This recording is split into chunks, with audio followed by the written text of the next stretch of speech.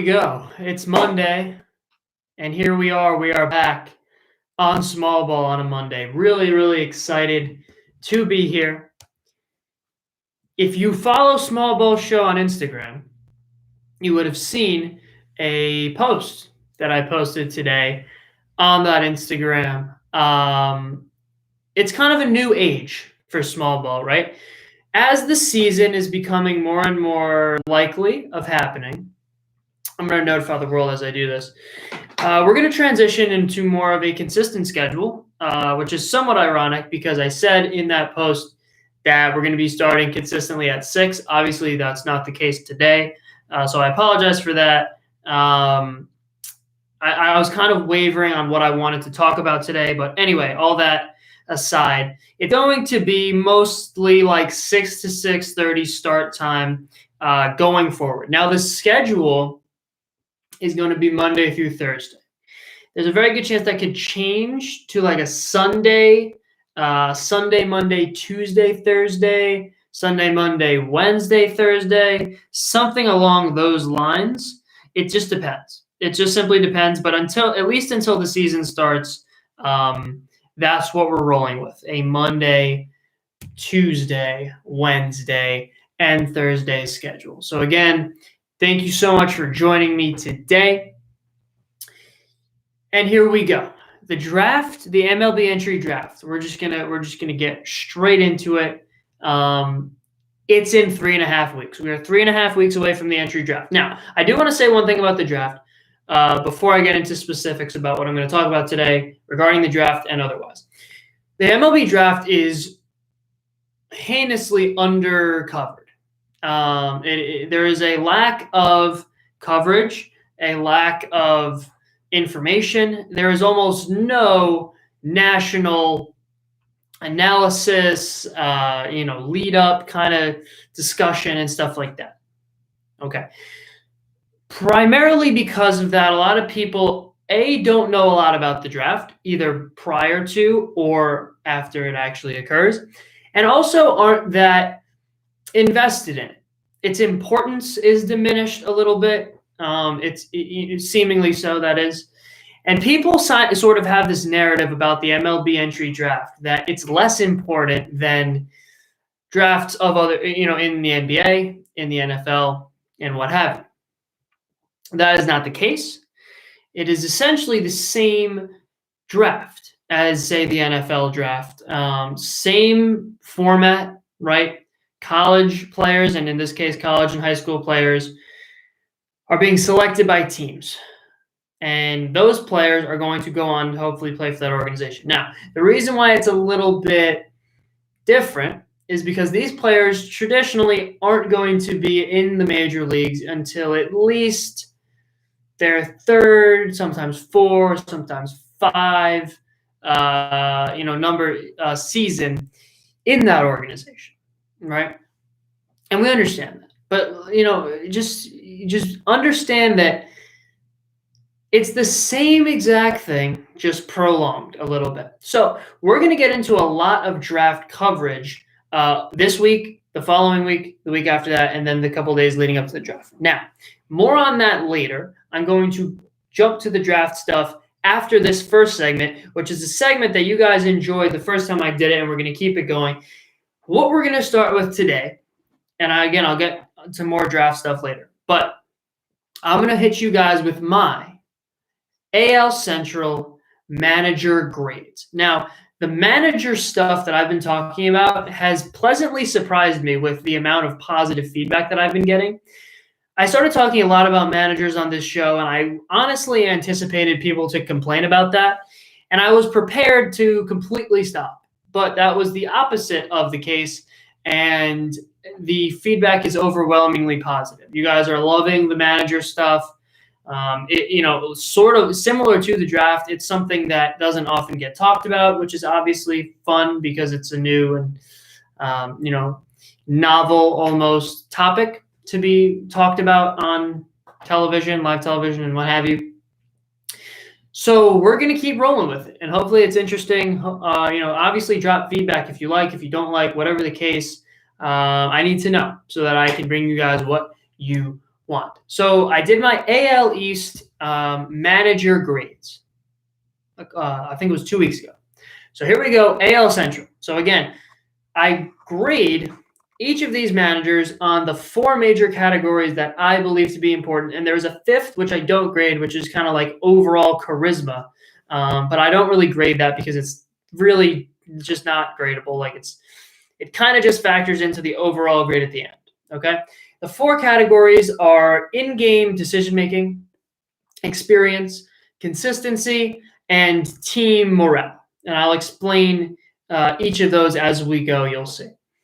And then I give an overall grade. So I would say an average manager is probably like in a B, probably like a B minus. It's probably like an average manager. I had Aaron Boone at a B minus in my AL East. I had a guy like Kevin Cash at a B plus, Ron Renicky an A minus. So you'll see as we go. But I'm going to start today with the manager grades. I had a lot of fun with it last time. I hope you guys enjoyed it as well. So here we go. And I'm going to try to pick up the pace a little bit because last time I did this segment, it took basically the entire show, and that's not what I want because I have a lot of stuff I want to talk about today, and I don't want to bore you guys either, especially if you're not particularly interested. But the manager stuff, like I've said before, it's weird to me that it doesn't really get talked about because we talk about coaches in football. We talk about coaches for the most part in basketball, and in hockey, definitely more so than baseball. And I do agree that baseball is the sport in which of the 4 major sports that the coach matters the least, but we all understand that it still matters. So we're definitely gonna cover it. We're definitely gonna get into all that stuff. So here we go. I'm gonna start with the Chicago White Sox manager Rick Renteria. Now he's been in the White Sox organization 3 years now, and I had trouble with this one. So let's get into the grades, and then I'll explain why as we go. In game, I have him at a B. He is fairly aggressive, as far as this age of managers goes. He likes to put the bunt down. He likes to move runners around, which is really, really good. The only issue I have with that, and you guys know I'm very traditional. I like that kind of stuff that, less sort of home run centric playing style and more sort of run creation. The problem I have with that is that's not really a great fit for this White Sox team, and he hasn't really adapted to that in a great way. This team has almost no contact, probably the worst, swing and miss rate of any team in the league, in my opinion, which actually isn't really an opinional thing, I guess. It's technically tangible, but I think worst contact in the league. Speed is kind of there. You got some guys that can run, but they don't really make a lot of things happen on the bases. They're a young team, and not a particularly experienced, mature team. So I don't think he's really helped much with that. So I don't think that his in-game philosophy is really suited for the role that he's in now, and he hasn't really adjusted to that role. With that said, I think that his general strategy is good. I give him a B for the in-game decision-making because I'm going to give him the benefit of the doubt that it's going to take a little bit of time to adapt. This has been a rebuilding team, obviously, and now they have a lot more talent. So I'm going to give him the benefit of the doubt that strategy is going to really come into its fullest this year now that they have a lot more talent. But I'm going to give him a B. Experience, I'm going to give him a C. Now, he has managed, at all kinds of levels of professional baseball for over a decade. He's only been a manager for now 4 years. This will be his 5th. So he has some managing experience and was also a former player. But it's not great managing experience. He's never had a winning season in those 4 seasons. Twice in his career, he's actually had fewer than 70 wins. So he's really not getting the job done in the win category. Obviously, the White Sox rosters that he's had the last couple of years have been lacking. But, results-wise, he's just not really getting it done as far as I'm concerned. So the experience, yes, is there, but it's not great experience. Like I said, I don't really love his fit in Chicago right now. So, experience it's a fluid thing. It's not just like if you've managed for a long time, that equals experience. Experience to me means you are successful, you are adaptive, you are, you're able to prove that the time that you've spent and the time that you've put into managing in this case has helped you. I don't see that with Rick Renteria. So I'm gonna again move this along. I gotta remember. See, I don't always like.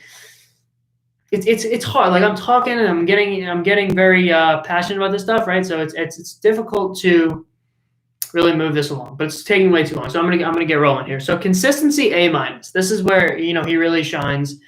Really consistent, right? He's always, like I said, he's fairly aggressive, not exceedingly aggressive, but consistently aggressive. Bullpen wise, I kind of know what I get. He's dependable. Rick Renteria, that is. The bullpen, to be perfectly honest, has been kind of a mess in Chicago. He's made he's done a decent job with the bullpen. And I think that speaks to his consistency. Like I said, consistency to me as a manager is someone who has a plan and then really tries to execute that plan rather than, just kind of veering right from your plan in a particular circumstance, right? If you are a guy who likes to bunt with your team, then you got to bunt, right? You just got to own it. You got to roll with it. You got to say, hey guys, we're going to bunt a lot, right? And you can't, say that you're a pro bunting manager and then in a big spot, you kind of shy away from the bunt. Like you can't do that. Rick Renteria to me is consistent, aggressive. I give him an A-. Team morale, I got to go with a D+. Now this is a young team, rebuilding team with multiple exciting pieces, right? A Yoan Moncada, a Lucas Giolito. Jose Abreu is not young anymore, but very, very talented player. Adam Engel, right? Defensively, they're very, very good. But this team hasn't had a lot of energy over the last couple of years. I have to give him a D+ for team morale because although this roster is improving, the charisma of the team is not. And that's something that's really going to have to change if they want to play to their full potential this year. And team morale, like I said, is kind of the most important part of that is getting your team prepared and ready to play. And I just don't see that with Rick Renteria. I just feel that the White Sox are kind of in this sort of mode where they're okay with losing, which is fine. They're a rebuilding team, but the energy isn't really picking up. Like you hopefully with a rebuilding team, as the roster improves, which it has, the energy, right, the excitement level sort of improves on a similar trajectory. And to me, the White Sox general managing staff is way ahead of that curve.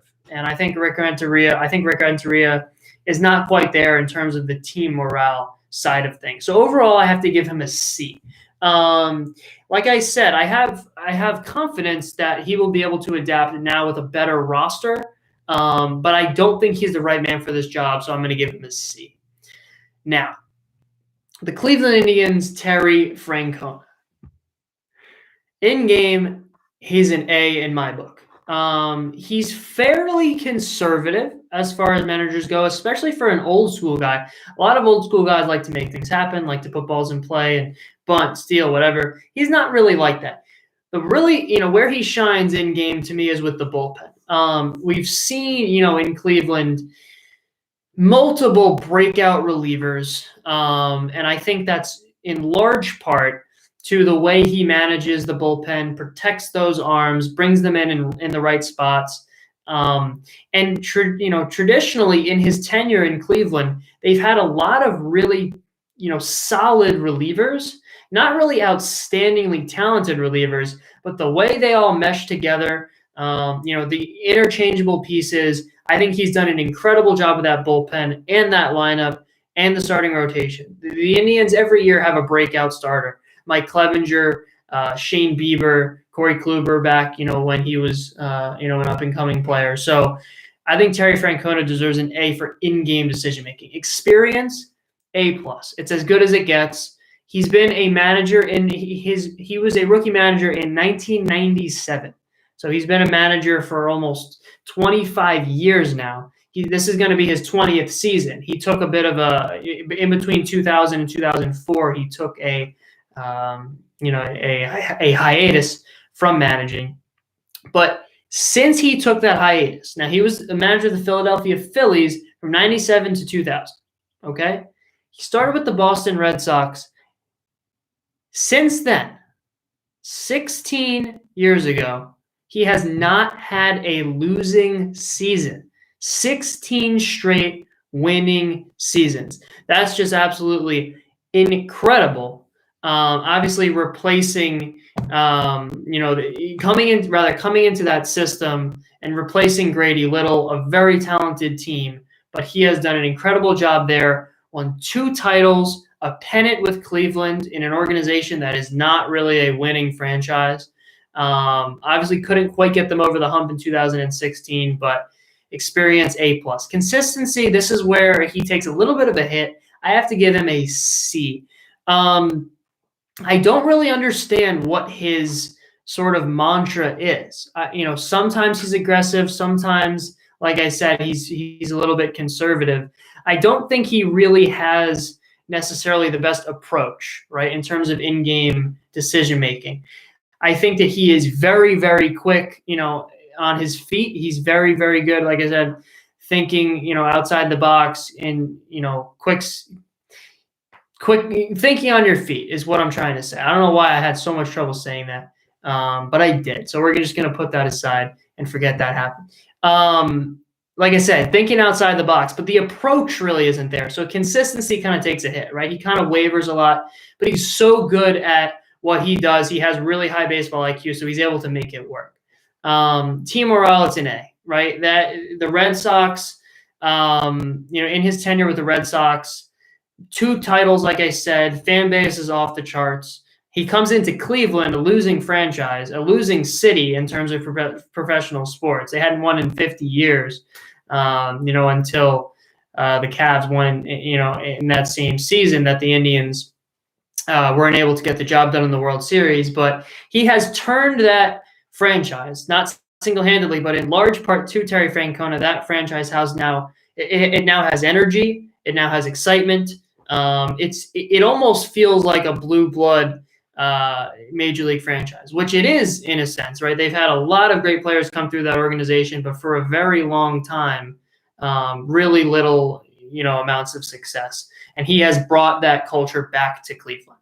Overall, he's an A+ manager in my book. Top 3 probably in the league. It's as good as it gets. I didn't think I was going to give him quite that high of a grade, but when I really went and looked back at his credentials, I think he's deserving of an A+.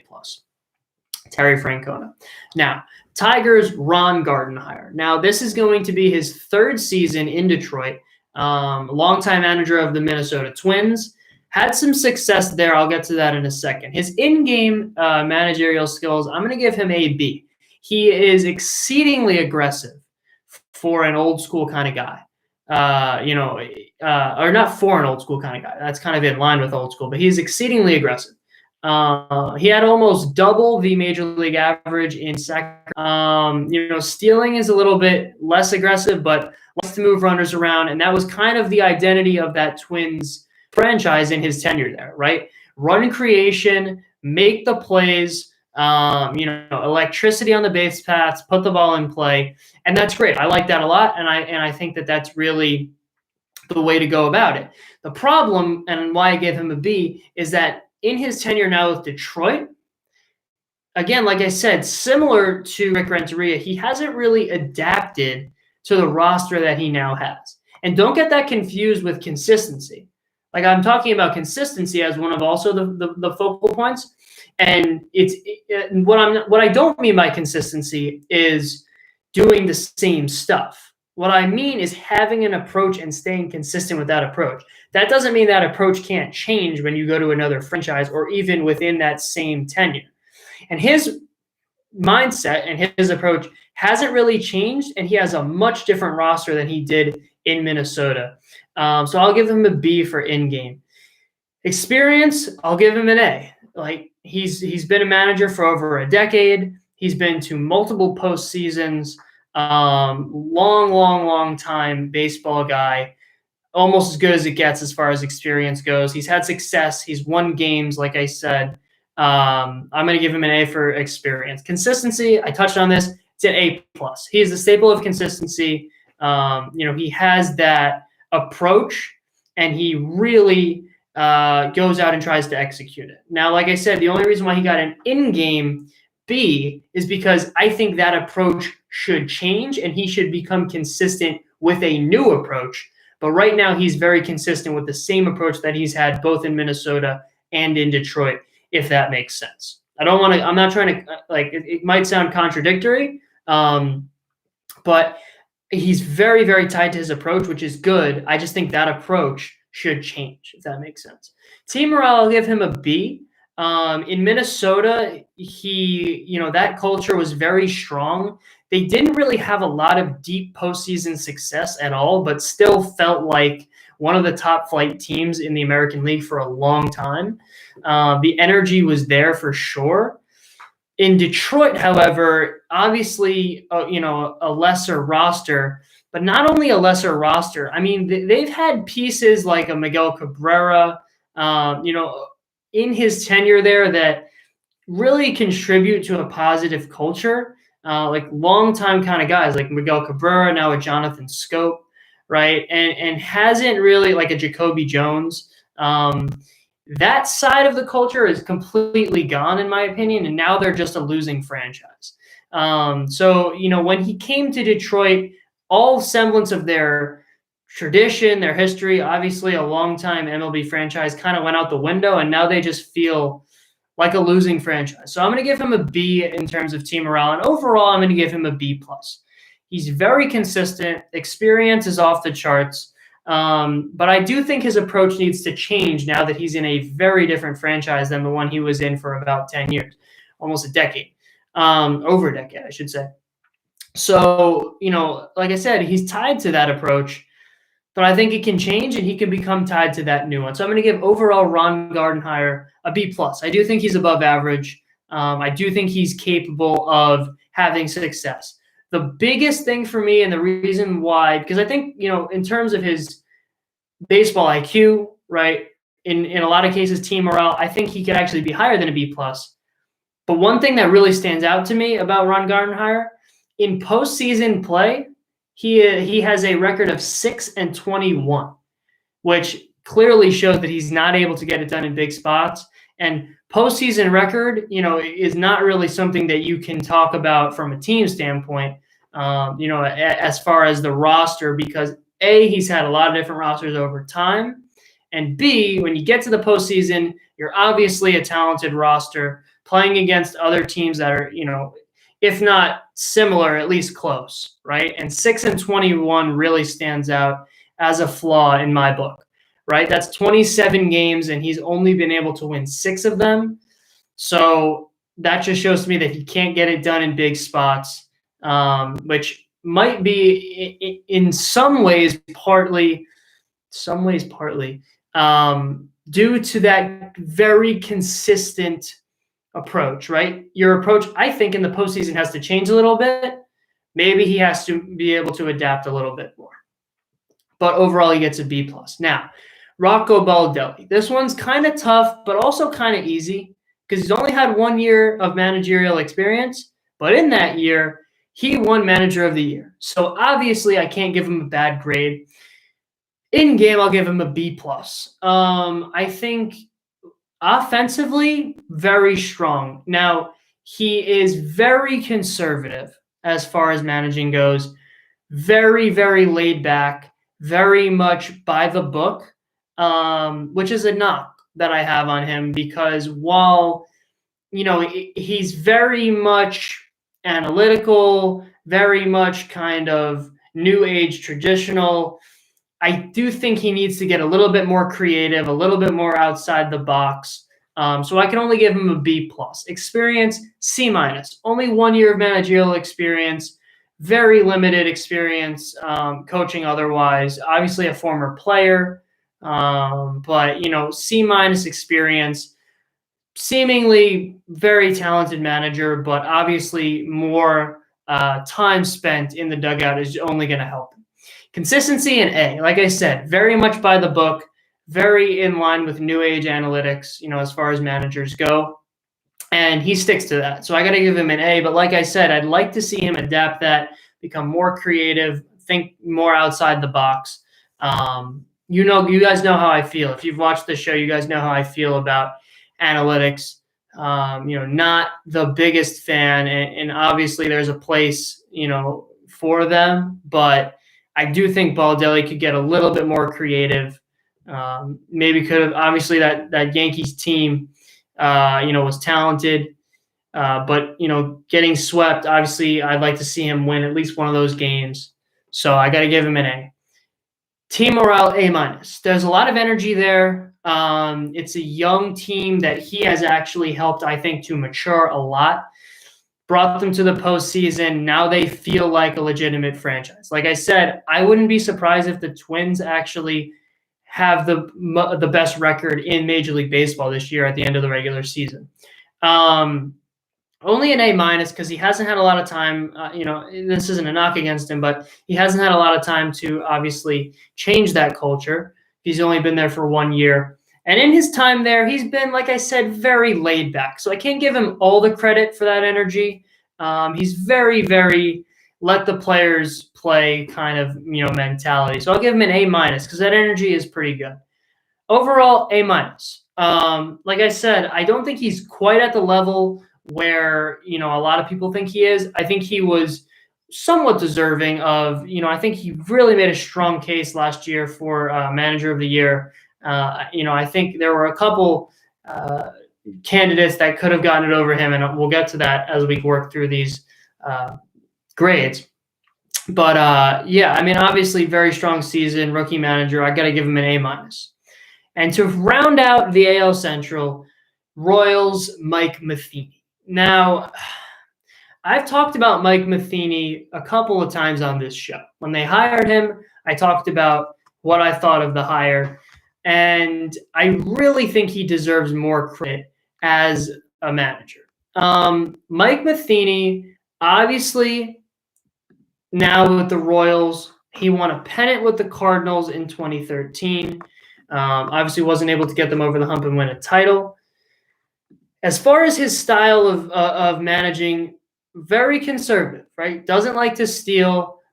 Bunting last year, for some reason, was almost double the Major League average, but traditionally with him, pretty standard. Conservative on the base pass, bunted a lot last year. He's shown kind of signs of that. In game, I'll give him an A because he's very aggressive, very creative. In the postseason, I loved what he did with the bullpen and the pitching staff. I just think that he is very, very sharp, especially baseball-wise. I'll give him an A. Experience, A-. He won a pennant, like I said, been to the postseason a few times. He had 7 years of managerial experience in one of the best franchises in the league. Like I said, this is his 8th year as a manager, so I got to give him an A- in experience, right? He hasn't been like a complete, Terry Francona kind of lifelong manager, so A-. Consistency, A. He is, like I said, conservative on the base pass, but loves to bunt. He's been almost double the Major League average in sacrifice bunts a couple of times. His mantra is, like I said, creative, make things happen, but also at the same time, right, not extending yourself, especially on the base pass. So it's kind of like a double, it's kind of like a two-sided sword, and it sounds contradictory. He's aggressive, but also conservative in a lot of ways, which obviously, like most people, have kind of both sides of that, but he's really the extreme, and he's consistent with that. Also really consistent with the bullpen, right?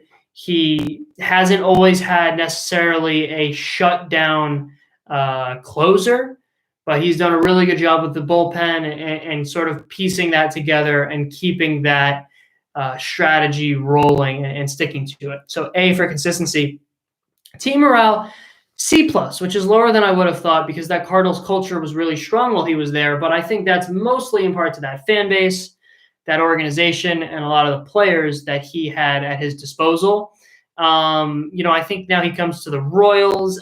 So far, he hasn't really gelled, from what I'm understanding, with that organization.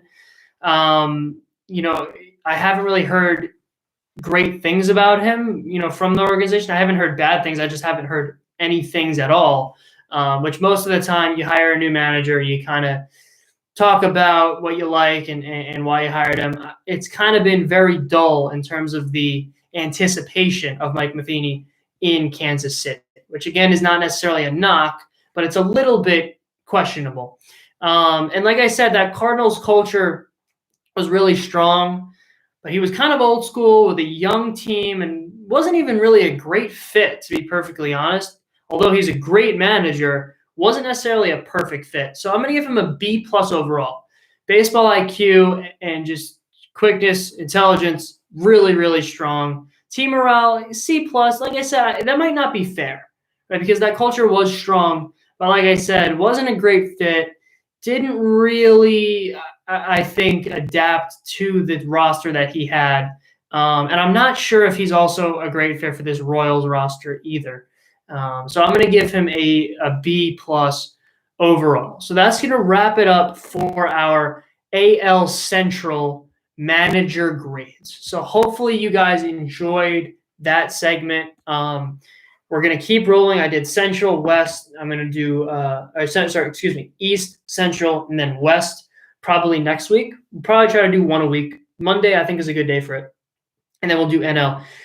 Leave a comment, what you think about this segment. I'm having fun with it. I think it's really informative. Like, I don't want to pretend to be an expert of, all this stuff, but I do think it's something that is not talked about a lot that should be. So hopefully you guys are enjoying, that side of it.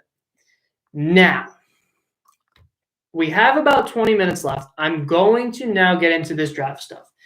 So there's a lot of stuff we got to cover in the next couple of weeks. And the draft, similarly to the manager discussion, is something that's really not talked about a lot and should be. Like I said, I believe that the MLB entry draft is just as important as the NFL entry draft. So what we're going to do leading up to this draft, I did a top 10 players in this draft a couple of weeks ago, over a month ago, actually, I think it was. I'm now going to bring to you guys my first round. I'm going to call it a mock draft, but it's not a mock draft. It's not what I think is going to happen. It's what I would do if I was the general manager making each of those picks. So I'm going to bring you my first round rankings almost. So 29, my top 29 players, essentially, but also, incorporating fit. What I want to do also is touch on a lot of the top prospects in the draft, just to familiarize you guys with those prospects if you aren't already familiar with them. What I also want to do going forward later in the week is I want to touch on every team's needs, right? And in baseball, they don't traditionally draft for need. And I think that at times is a mistake. I do think there are particular strategies, right, going into a draft that each team should have in the back of their mind. Obviously, talent is an important thing as well, but I'd like to see, I just think that teams need to be a little bit more focused on their needs. So what I'm going to do right now is I'm just going to familiarize you guys with some of the top level prospects. And I don't really think, it's interesting, right? I've talked about this a couple of times. I think this is the weakest draft that I have seen in a very long time. With that said, I must be missing something because my rankings are very out of touch with what I'm seeing on the internet. So obviously those guys are experts and I'm not. But to be perfectly honest, I think that a lot of these mock drafts, a lot of these rankings lists are far from accurate. But what I'm going to do is I'm going to take MLB's top 10 prospects and I'm just going to familiarize you guys with them, right? So Spencer Torkelson, Arizona State, first baseman. It seemingly, it's getting to that point where, and every year, obviously, we come in and kind of have a good sense of who's going to go number one overall. Spencer Torkelson seems like the surefire number one overall pick in the 2020 draft. Personally, and I'm going to get into more specifics and at a later date. I don't want to give away too much about my rankings. I don't see Spencer Torkelson as a first overall pick type of player. I think his upside is absolutely off the charts. Highest ceiling maybe of anyone in this draft, but also not the highest floor, right? He has struggled at times against top flight pitching, especially with wood bats. His college stats are just obscene. He obviously the power is there. Obviously the contact is there.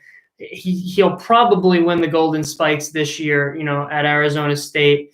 Defensively, he's adequate at first base, but if I'm trying, if I have the first overall pick, right, I'm looking for a 5-tool, potentially, kind of guy, and hopefully not a guy with a lot of bust potential.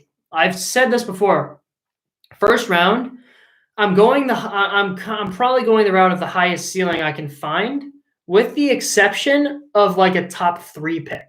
Top 3 pick, I'm not just looking at highest ceiling. I'm looking at a guy with a high floor too, because I don't want to waste an opportunity to get a franchise-changing player.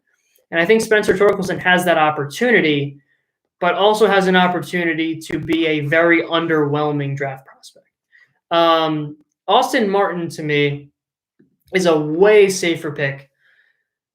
I think he is a lock to be a good MLB player at worst. I think 5-tool kind of guy. Defense, is definitely there. Hit tool is off the charts. Speed, arm. I think he is the safest pick. Asa Lacy, the best pitcher prospect in this draft. Very, very good out of high school. Texas A&M. Austin Martin, I forgot to mention, versatile infielder, sometimes outfielder for Vanderbilt. Asa Lacy, Texas A&M, big lefty. Control is off the charts. Again, high floor, maybe a little bit of a lower ceiling. Don't necessarily see him being a shutdown ace. Emerson Hancock, I don't know. I just don't see the makeup. The stuff is there. Kind of got shelved, a couple times early this year. And, I just don't see him as a reliable top 5 pick. But again, the stuff is there. Touches 98, so obviously high upside.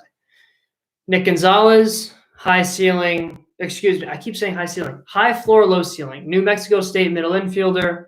Great speed, great athleticism, great hit tool. Power not quite there. So probably a solid MLB player, but not necessarily Hall of Fame level. Garrett Mitchell, UCLA outfielder, has been dealing with type 1 diabetes since 3rd grade. From what I understand, off the charts intangibles, elite speed, great athleticism, very inconsistent at the plate. I do see a lot of upside here with Garrett Mitchell. I like him a lot as a prospect. I think that he could be a 5-tool player. Like I said, a little bit unreliable, but I think the tools are there. Zach Veen, Florida high school outfielder, toolsy, good speed, kind of like a balanced, kind of like what you're looking for if you're looking for a balanced position player, right? No tool that stands out, but athletic, talented, good, solid, all-around player. Lefty stick too. Reed Detmers, lefty from Louisville. I don't see it in Reed Detmers. I see him as not like ceiling isn't quite there, but the floor isn't really quite there either. Like if you're looking for a guy with a low ceiling, hopefully he has a low floor too. I think that he has an opportunity to, not really pan out. And I also don't think that he has the highest upside. I think he's riding. He was absolutely a incredible prospect out of high school. I think he's riding that a little bit. In college at Louisville, good but not great. Max Meyer, righty from Minnesota, has climbed up the charts recently. Has been, just climbing up the rankings. I think he's dependable. I think he has the stuff and definitely the makeup. He's been a little bit inconsistent. I think that his command is inconsistent, but he's athletic. He is, he doesn't have a lot of effort in his windup. I think that he is high ceiling, high floor. I really like Max Meyer, righty from Minnesota, and then Heston Kjerstad. A lot of upside, huge power. For, not the biggest guy. He's like 6'3", 200, 205. But great power, good arm. Not sure he's going to be able to hit top flight left-handed pitching. I think he's going to have extreme splits. So I don't necessarily see him as a top 10 pick. But I do think he has a lot of upside. Defensively, average. But he has a lot of offensive upside. So that's the top 10. I'm going to cut it there. I'm going to cut our show today. We did start a little bit late. We'll be back at it tomorrow. Thanks again so much for tuning in. Like, subscribe, recommend if you're feeling inclined to do so. Tell people about the show. Would really appreciate that. And we'll be back at it tomorrow. More draft stuff. Tuesday top 10. And we'll get rolling. A lot of exciting stuff coming up. So thanks again for watching. Stay safe, happy, and healthy. See you tomorrow. Or you'll see me tomorrow, I should say. On Tuesday. Have a good one. Peace.